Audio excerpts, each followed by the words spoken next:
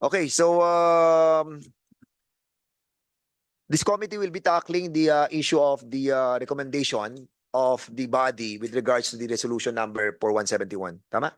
With Congressman Acop. And basically, I have submitted to the Viber group, chat group natin, yung recommendation.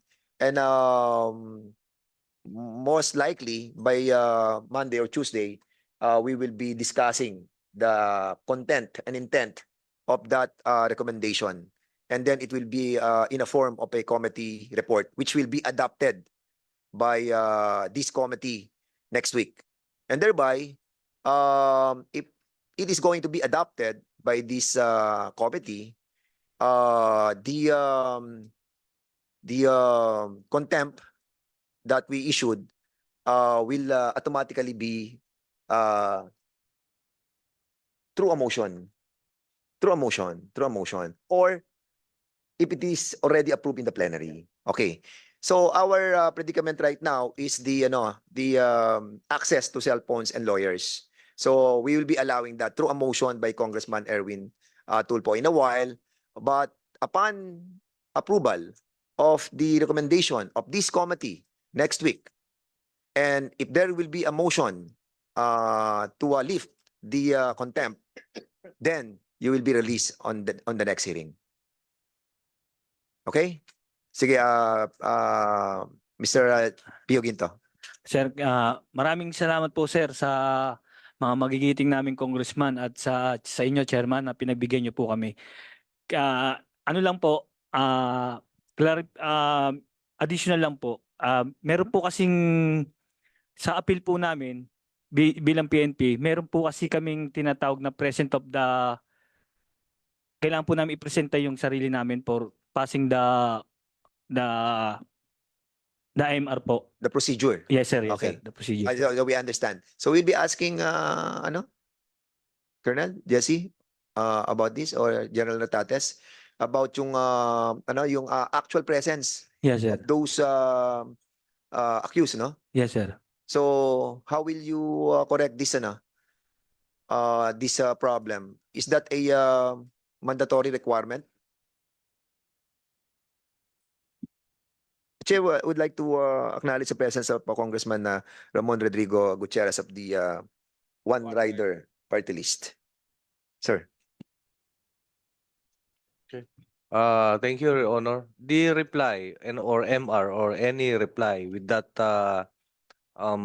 resolution can be physical or can be mailed, Your Honor. Through registered mail. So through registered mail or through their lawyers na lang. Pwede. That's true, Your Honor. Okay, so that answer your query. Pio Ginto. Correct? Yes sir. Kung ano lang ho sana sir, kung mabibigyan lang ho sana kami ng pagkakataon kasi may mga documents po namin na nasa bahay po namin eh. Kung sana po sana ang hinihiling ko lang po sana, Your Honor, hindi ko po hinihiling na malip yung ano po namin, yung contempt po namin. Yeah, okay. Mabigyan lang po sana kami ng a certain days po na makapag-comply doon po sa MR na gagawin po namin. And then I promise you, nangako po kami sa inyo na babalik kami sa takdang araw na ibinigay niyo po sa amin. Kung mamarapatin niyo po, Your Honor. May asawa ka ba, bro? Meron po sir, anniversary po nga namin ngayon eh. Medyo na-touch naman ako doon. Good, Mr. Chair. Congressman Acop. Yung po bang request ni Sergeant Pio Quinto would be true to the 9 others? Hindi, I think with the General. General Natates, you can answer ba? Yung bang position ni Sergeant Pio Quinto, parehas din ang position ng mga iba, yung 9? If I may, Mr. Chair. Siguro, we'll be asking, is it true? Is it the same predicament that you have, Colonel Guevara? Yes, Mr. Chair. If I may add, Mr. Chair, we've been also placed for restrictive custody for all 3 months already, Mr. Chair. So it's been almost 4 months for us na restrict at talagang hindi po kami nakagalaw regarding our case and everything. So if through your compassionate heart, Mr. Chair, Yeah, hindi kayo parehas lang ni Sergeant Pio Quinto. Dahil si Sergeant Pio Quinto, kailangan niyang makauwi para ihandaan yung kanyang motion for reconsideration o apila. Sa iyo, iba eh.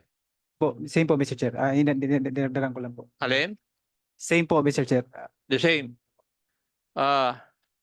Hindi ko alam. Pero when you file a motion for reconsideration, ano pang kailangan mo sa bahay? Eh kasi nagkakaso at kakaso ako for 19 years. Pero wala akong kinailangan sa bahay. O up to the Supreme Court yung kaso ko. Anong kailangan mo sa bahay para makapag-file ka ng motion for reconsideration? Samantalang yung abogado lang ang kailangan mo. Pulis din ako dati, iho. At mas malala yung kaso ko kaysa sa iyo.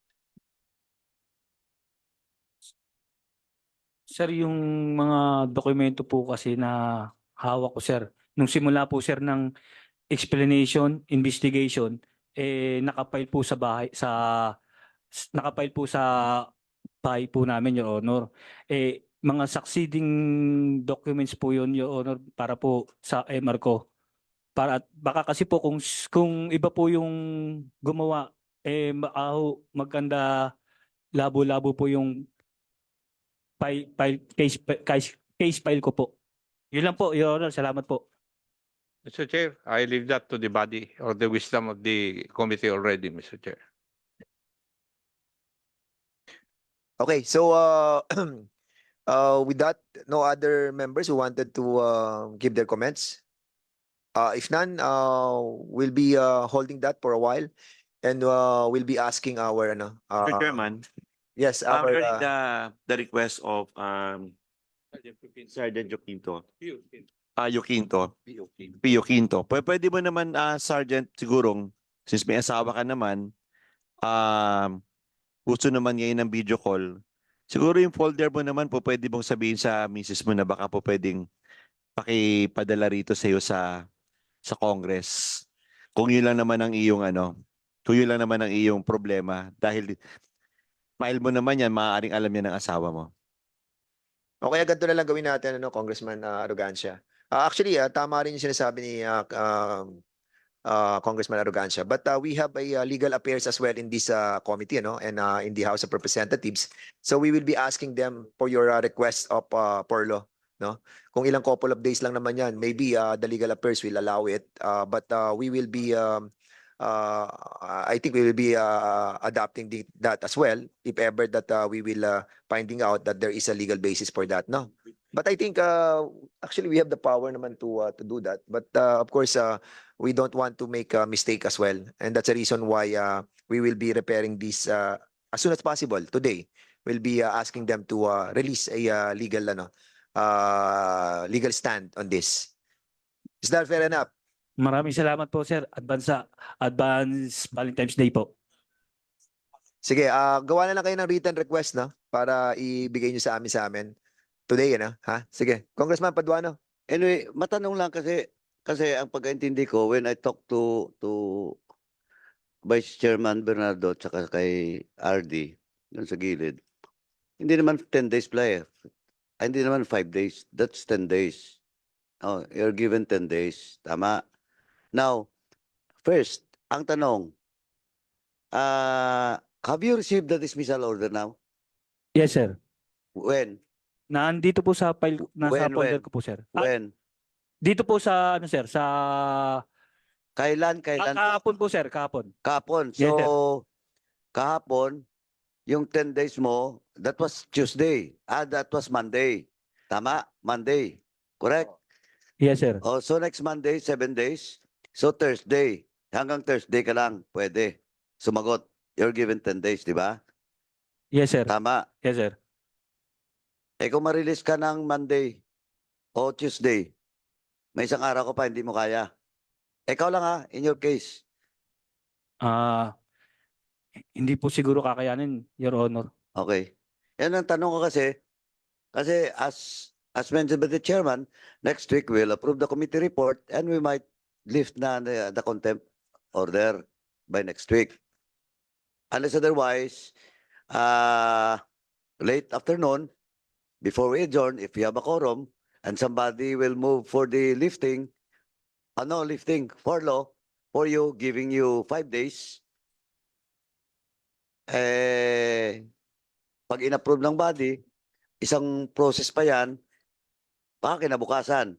Kasi dadaan pa yun sa SecGen sa Speaker's Office. Kailangan nilang pirmahan yan. Now, ang inaano ko lang, so hindi kaya ng 2 days.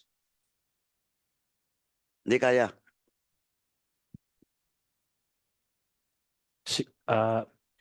Siguro po, Your Honor, nagpapasalamat na po kami kung hanggang doon na lang po yung pagbibigay niyo sa amin, Your Honor. Anyway. Salamat po. Anyway, sige, okay.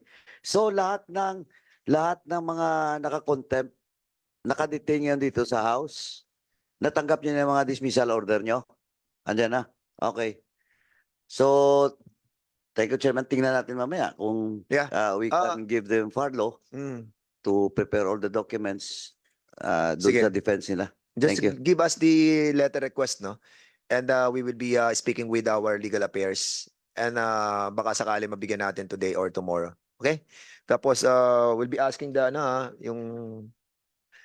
this morning we have discussed the body worn camera. The very reason that we wanted to discuss it para maging aligned